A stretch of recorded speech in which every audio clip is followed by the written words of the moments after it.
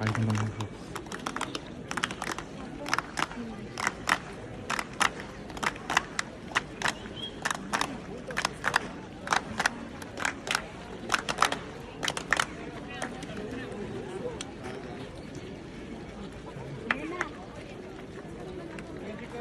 La actividad que vamos a hacer el día de hoy es aplaudir en frente del templo, pero recuerden que esto no es eco por el tema de la inclinación.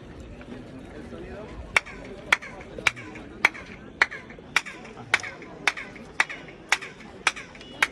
va cambiando conforme nos vamos moviendo la escalinata, y a pesar que tengamos esta distancia hasta el grupo que se encuentra al final, va a tener por el tema de la inclinación de la escalinata. Tenemos 4 fachadas, a pesar que la fachada sur y la fachada oriente no estén restauradas, no quiere decir que el sonido no se va a seguir reproduciendo, porque tienen la misma. Bien. Ahora sí, vamos a hacer esta actividad todos juntos, aplaudiendo de esta forma. 1, 2, 3. Muy bien.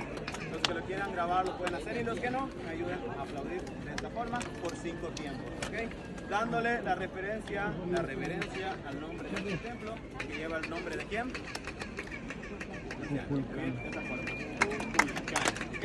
A la cuenta de 3, por 5 tiempos, ¿ok? El que se confunda, chicos, déjenme decirle que va a ser sacrificado, ¿ok? A la cuenta de 3, 1, 2, 3.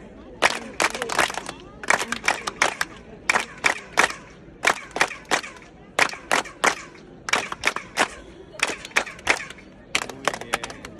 Tenemos varios sacrificados.